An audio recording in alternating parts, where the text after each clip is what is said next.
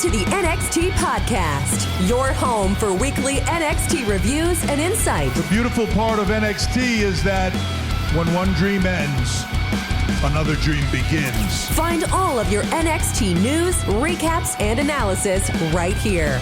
So with that being said, we only have one question for you. Are you ready? We thought so. Let's get the show started right now. Hey, it's Jay. I'm coming to you this week for your NXT review for April 15th, 2025. We are dead smack in the middle of WrestleMania week. We had the go-home episode of Raw this week already. We had the go-home episode of NXT. And we are just waiting for the Vegas SmackDown on Friday. And then Stand and Deliver at 1 p.m. Eastern, 10 a.m. Pacific on Saturday. And I will be doing a Stand and Deliver review, hopefully Saturday, if not definitely Sunday. And you can hear my thoughts about how that went. And a lot of, I know I said this last week, a lot of multi-person matches. And I am going to give my predictions for Stand and Deliver at the end of this episode.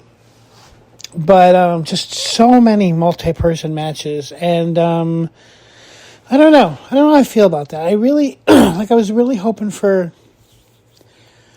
a one-on-one for the women's title. Preferably Julia and Stephanie, but Jordan and Stephanie would have been good too. I was really hoping for a one-on-one against Ova and Trick. Nothing against Javon Evans. You guys know I love Javon Evans, but it's too soon for him. It's too soon. Anyway, let's talk about NXT because I want to make sure I have enough time to get to the predictions for Stand and Deliver. So, for NXT, we'll be held at the Performance Center on April 15th, 2025 from Winter Park, Florida. Your commentators were Vic Joseph, Booker T, and Corey Graves, and your ring announcer is Mike Rome. The first match was the four participants of this match were already in the ring before this match started. We had Ethan Page, Wesley, Lexis King, and Eddie Thorpe in a fatal four-way match for the chance to take on Ricky Saints at Stand and Deliver. To be honest, this whole setup I felt like was just a way to make it more credible for Ethan Page to go against Ricky Saints because everybody knew that was going to be the match.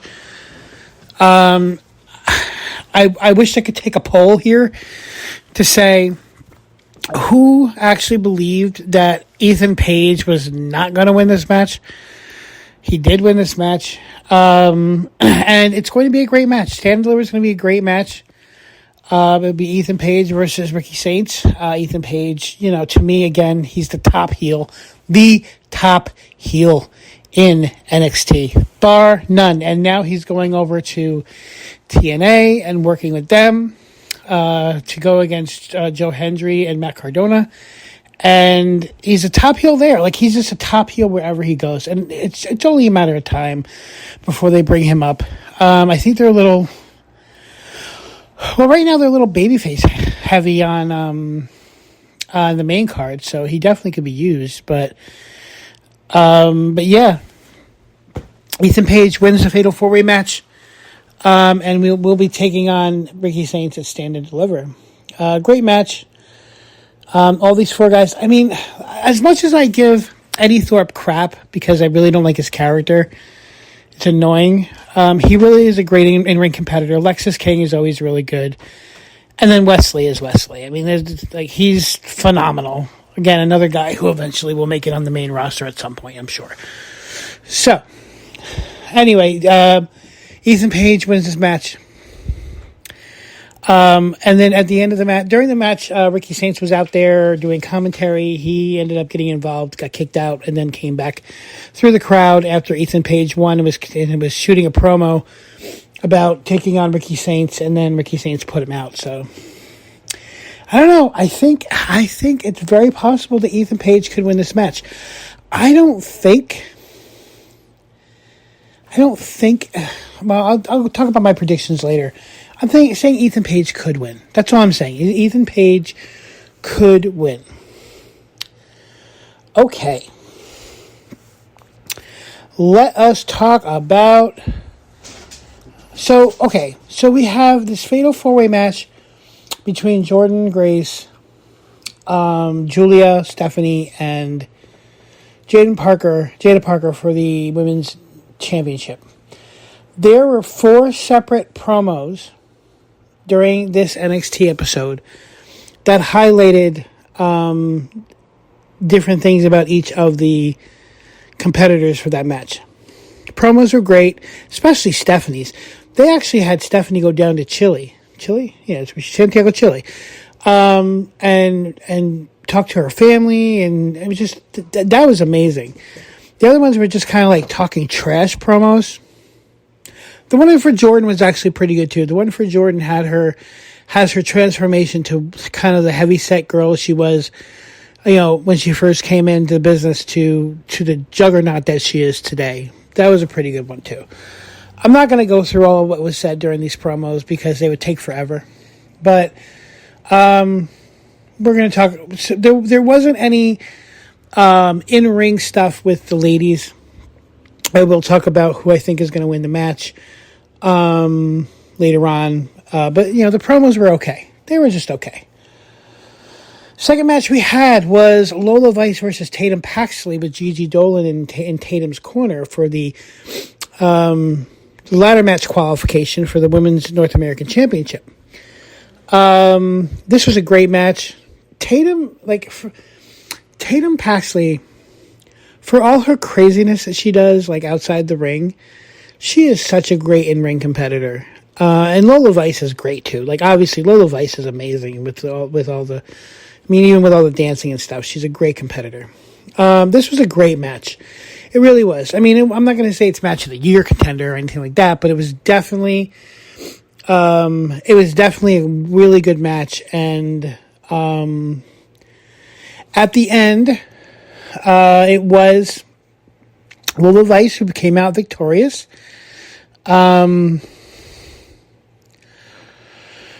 So Paxley hit a running ensiguri and a superplex for a 2 count. Vice then applied a sleeper hold. Paxley rolled over Vice for a 2 count, and Paxley hit Paxley with a cross chop. Vice super kicks Paxley in midair and hits the 305, which is kind of like the what's it called? It's a spinning punch. It's a spinning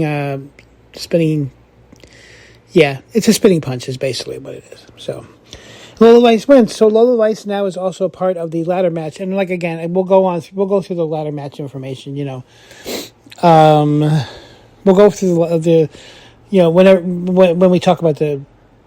Oh my God, I can't talk today. I apologize. I'm so tired right now. When we talk about the predictions, I'll tell you all about that. So then we had... Okay, hold on a second.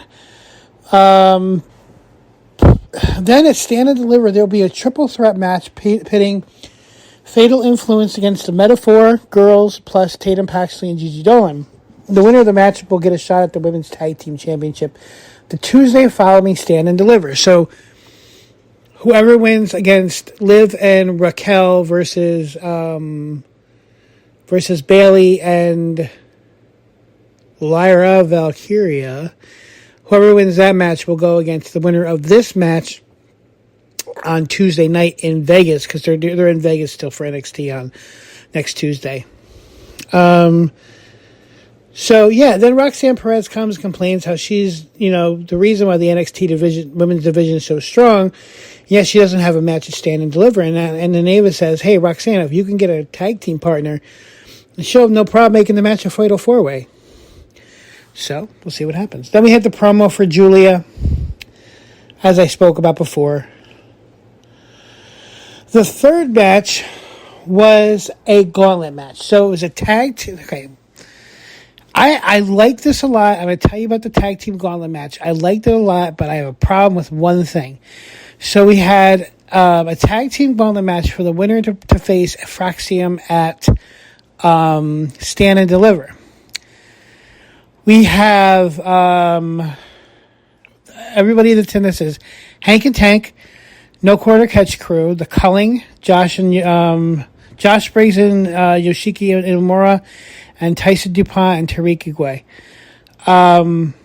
So, here's my problem. The match was great. Everybody did a great job. It was a great match from every tag team. The commercials sucked. It was just, there were so many commercials. And I know it's because they're on network television. And they did have the picture-in-picture at least. But it was just, it was a lot. It was a lot of commercials. Here's the issue I had. Hank and Tank started out the match against Tyson and Tyreek. Hank and Tank beat them. The next part of the gauntlet is Hank and Tank going against the Culling. And Hank and Tank then beat the Culling. Then Hank and Tank go against, because it's a gauntlet match, they're going to keep going, they go against No Quarter Catch Crew. And again, Hank and Tank win that match. And then the final match is... Is this the final one? Yeah. The final match was Hank and Tank versus Josh and Yoshiki. And Hank and Tank pulled it out. Let me say two things. Number one, Shawn Michaels, you did it. You did it. You made me care about Hank and Tank. You made them the lovable losers for the last month and a half. And then they win 4 matches in a row and I was truly invested. Like, I was concerned. And you've heard me before. I am not a Hank and Tank fan. But I was concerned every time there was a possibility of Hank and Tank losing this match. Shawn Michaels has hooked me in to Hank and Tank. So Hank and Tank are now going to be facing Froxium on Saturday at Stand and Deliver. And I have to tell you, again, Shawn Michaels did a great job building up Hank and Tank so you actually care for them. You actually care that they win. You got Hank and Tank, who are the lovable losers who made it through a gauntlet match from the beginning. Talk about that in a second. And then you've got Froxium, who are literally fracturing apart. The issue I had with this match is it's the same play as the gauntlet match on Friday night for SmackDown for the women's tag team titles. It's exactly the same play. You had, for Friday night, you had Bayley and Lyra, first entrance into into that gauntlet match, going all the way through that gauntlet match and then winning. Cool. Good. Like that. Great. Then you reran the same story on NXT. You reran the exact same scenario with obviously different, in intricacies, but you literally reran the exact same play. You got Lyra and Bayley running through the entire gauntlet from the beginning, and then you got Hank and Tank running through the entire gauntlet from the beginning. Am I the only one that noticed that? Like, do you have anything new for us? Like, why? And literally, it was 4 days in between. Well, 3 days in between, technically. Like, why are they doing the same play literally 3 days with 3 days in between? I don't understand it. Again, and to be honest, I think it's better for Hank and Tank, not Lyra and Bayley, to have run the gauntlet. I think Hank and Tank needed to run the gauntlet for us to care that they ran the gauntlet, that they beat everybody. All the teams that they've been losing to for the last, I don't know how many weeks. I just don't understand. When it happened on Friday, cool. That was great. I'm happy Lyra and Bayley won. I'm happy they're going against Liv and Raquel. They're going to lose. But hey, I was happy that was a great little thing. But why then Hank and Tank does it? And again, Hank and Tank should have done. That was a good way to do it. So that's my own personal opinion. I just don't understand why they would literally do the same thing twice. Doesn't make any sense to me.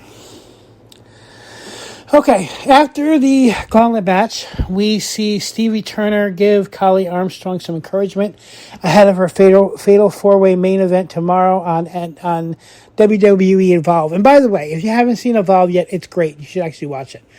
I think most people that are watching NXT would watch Evolve, which is why I'm saying it. I don't think this is anything that Matt or any main roster specific people would watch, but yeah, if you have a second, I mean, to be honest, it's on Tubi. You can watch it anytime you want. Like it airs on 8 o'clock on Wednesdays, but you can watch it anytime you want. But good stuff on Evolve. Watch it. That's all I'm gonna say about that.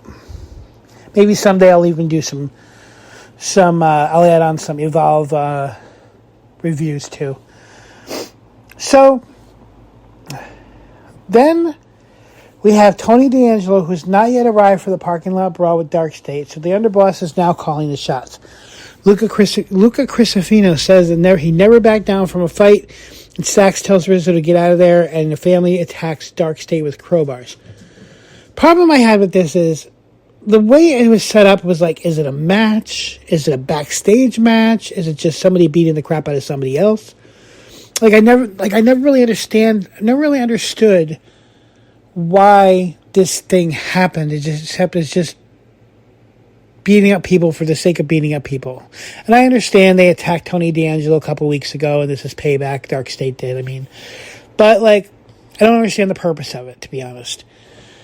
Anyway, the Don eventually comes in after Stacks and Crucifino start getting their butts kicked, and he takes a crowbar and just clears out everybody from Dark State. He says, and this is the weird part.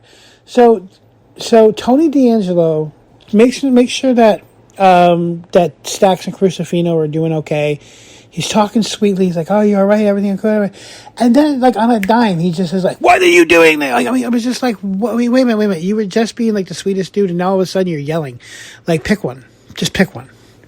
I don't really understand why you had to do both. Anyway, afterwards, Tony D'Angelo gives Stacks a very awkward hug. So let's see where that leads to. Then we had another one of the fatal four-way women's title match promos again, this time with Jada Parker. Again, I'm not going to go through the whole thing. And then another one from Stephanie Vaquero. Like I said, the one from Stephanie Vaquero had her going down to Santiago, Chile with her family.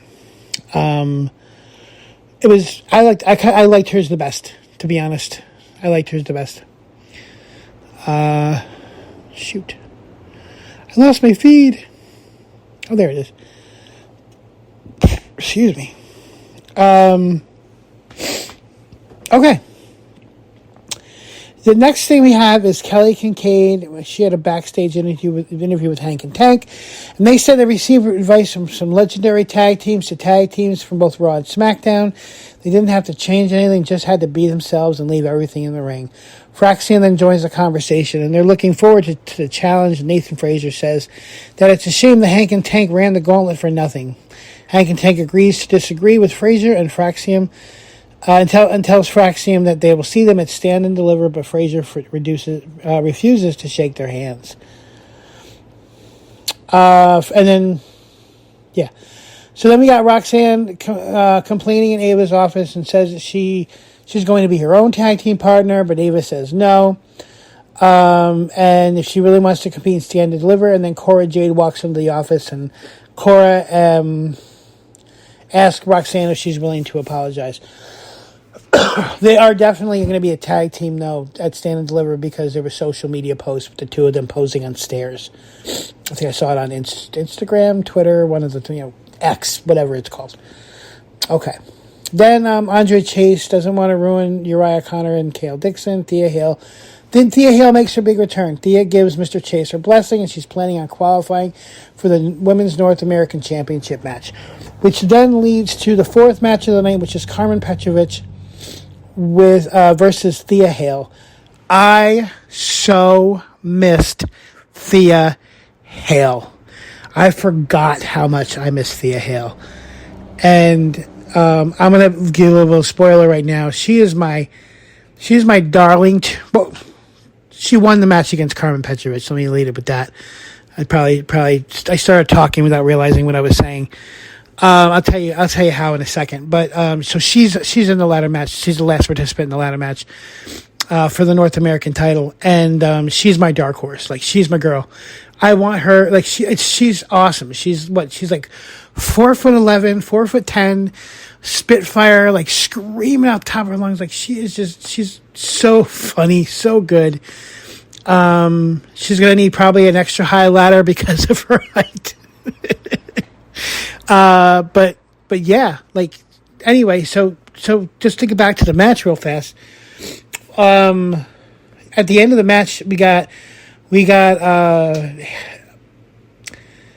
Thea does for a world's smallest slam, and then with a rolling senton splash, and then with a springboard back senton splash, hits the Tiger Driver and makes Petrovich tap out to the Kimura. So it was pretty quick. It was a pretty quick match. Again, miss Thea Hale more than I realized. So glad that she's back. And when she's on TV, I just want to hear what she screams. It's not even what she says, it's what she screams. So, great match. Like, so happy about that. And so Thea Hale wins via submission. Okay. So, excuse me. Then we have a segment with Oba, Trick, and Javon Evans talking about their match on Saturday, the triple threat match for the NXT title. I am going to go through all this. I think it was interesting.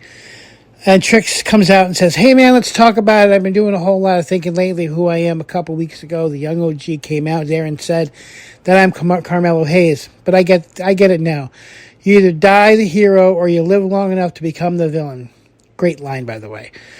But Trick Willie is still alive. Heavy is the head that wears the crown. And Oba, your head may be heavy, but on Saturday I'll be coming back to get my crown. And Dog and Javon, that means better luck next year. A little foreshadowing, maybe. Oba then comes and says, Mr. Williams, it's funny how you still talk like you're the man around here. Well, guess what? You're not the man. You are, what you are is a broken record, playing the same hits over and over again, and nobody is singing along because you're the only one that is still whooping that trick. But let me give you a word of advice. The spotlight is moving on, and I suggest you do the same because you get one more chance to stand in the spotlight along with me at Stand and Deliver on Saturday. And that will be your last time in the spotlight because when I'm done with you, I'll be moving on as well. And Trick says, "Look here, Oba. What, your ears don't work that good? What, your braids are too tight? They're still chanting, whoop that trick around the world, dog. Let's talk about it. But hey, Oba, what do you got? You're still calling yourself the ruler. It takes more than a few Black Panther chants to become the man around here, dog. Believe that. I'm helping you out because it looks like you're struggling holding that thing since I let you have it. I'm going to take it back from you on Saturday. I'll help you out. I'll help everybody out." And then Javon comes out. "Hey, cut the music. Trick, please, shut your ass up," is what he said. I don't know. I could be tripping, gang, but I guess the young OG was right about Trick Williams. A couple weeks ago, brother, you came out here week after week talking about a match that you deserve. And honestly, I'm going to speak for some people here, at least some. We tired of that. Like, I can't talk like this. If you're going to talk about something else. But you already know how I feel about you. So Trick Williams, you're dismissed. Wow. That was great. Let's talk about the ruler now. I ain't gonna lie. That's cool. You hear them, right? I ain't gonna lie. Real recognizes real, OG. You've been glued to the championship ever since you got to NXT. You know what I mean? It's like you attract success. You walk into a room and everybody knows who you are. And I'm not trying to be a smartass, but those 2 times I dropped you, I was hyped about it because I didn't drop a regular wrestler, Oba. I dropped the NXT champion. You feel me? That's real talk. I mean, how many times are we going to hear Oba Femi is going to main event WrestleMania in a couple years? Truth. Facts. It's not if, Oba, when it's when you get drafted. I mean, come on, Big O. Come on, champ. Come on. You are from the University of Alabama. And then Oba says, roll Tide.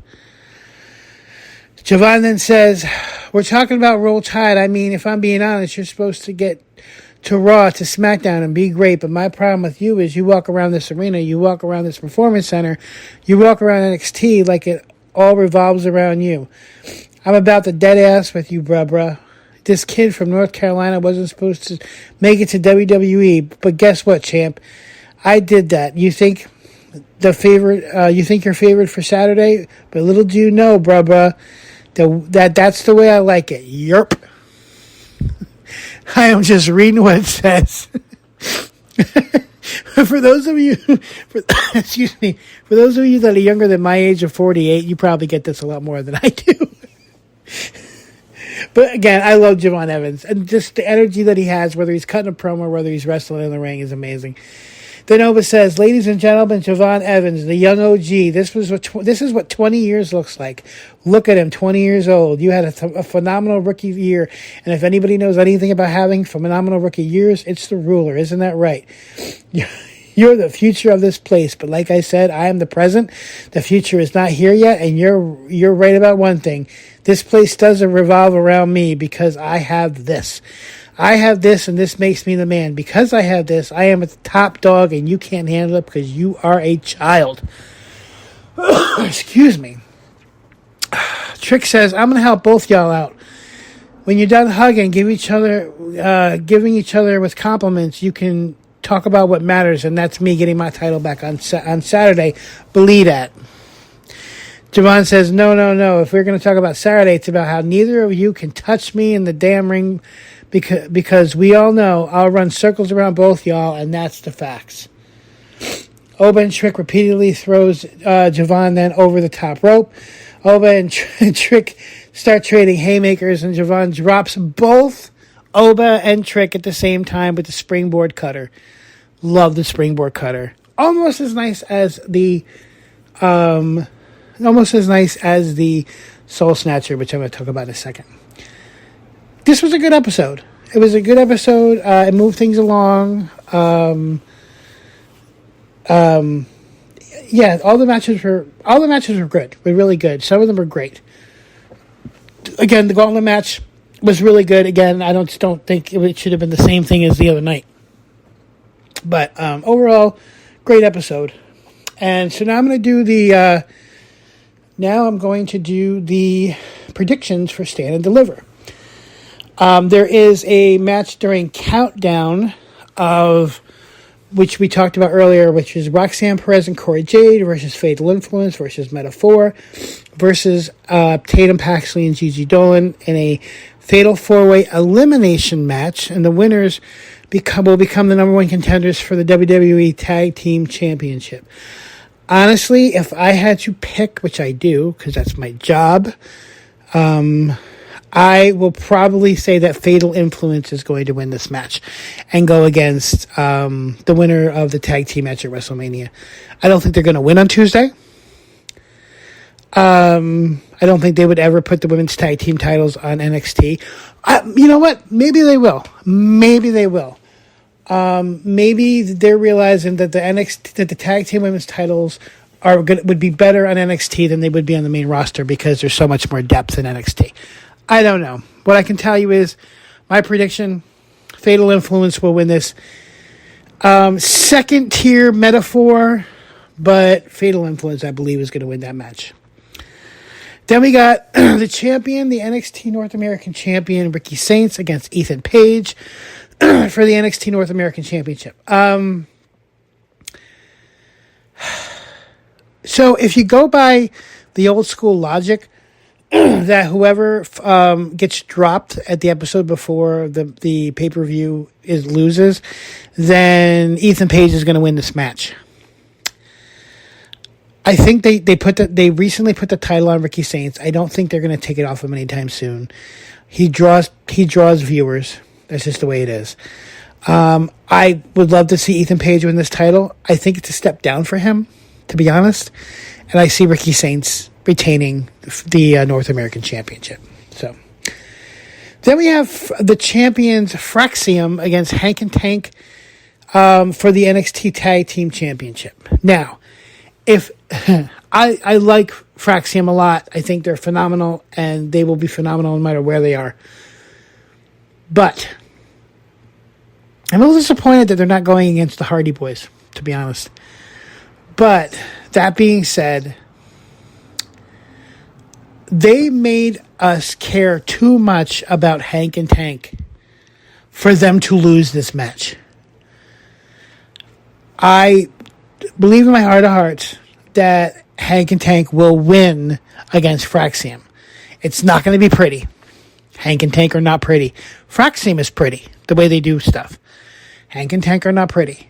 It's not going to be a pretty match for Hank and Tank to win, but I think ultimately Hank and Tank pull it off. And I think that Fraxium or Fraser and Axiom separately will end up at some point going to the main roster. They've reestablished the tag team division at NXT. They still need some help. I think Swipe Right will be a good tag team to add to this. But ultimately, I honestly think that Hank and Tank are gonna move forward as champions. Sorry for this. I feel like there's sirens every time I record this. So, Hank and Tank, I believe, will win against Fraxium. If Fraxium wins, I won't be surprised. My prediction is Hank and Tank. Then we have the Kalani Jordan. So it's the women's ladder match for the vacated North American Women's Championship. You got Kalani Jordan, Soruka, Zarya, Izzy Dame, Lola Vice, and Thea Hale, all in a ladder match. By the way, I don't know if you remember, last year in Vegas, they had a ladder match to determine the first North American champion, which was Kalani Jordan. This is my prediction. So let's take this one step at a time. Who's not going to win this match first? Before I predict who's going to win, who's not going to win? Kalani Jordan's not going to win. She already did. Zarya's not going to win. I don't think this is her deal. I think eventually she's going to go to the she's going to be boosted up to the higher title spot at some point. So I don't think it's going to be Zarya. I definitely don't think Izzy Dame. So I've already ruled out Kalani Jordan, Zarya, and Izzy Dame. Okay? I could have picked Sol Ruka, and I would have picked Sol Ruka. However, just today on X, well, it was recorded on Friday, but just today on X, she captured the WWE Speed title from Candice LeRae. By the way, if you want to watch it, she does a soul snatcher in front of a big crowd. They ate it up. It was a great match. You should watch it. Sol Ruka won the speed title, the women's speed title this afternoon on X. Because of that fact, and I know they don't connect the speed championship to the main shows. However, because of that fact, I think that Sol Ruka will not win this. If she had not won the speed title today, I probably would have picked her. But I'm not now. So, no Kalani, no Sol, no Zarya, no Izzy Dame. Then you have Lola Vice and Thea Hale. My heart wants to say Thea Hale is going to win this match. However, I think it's time for Lola Vice to get a title. It's time for her to have a championship. I love Thea Hale. If she wins, I will clap in the middle of a nursing home where I'm going to watch this with my father. But I honestly think it's Lola Vice's time. That's my own personal opinion. I could be completely off base. But she, with all the work that she's been doing in the last few years, she needs the North American Championship.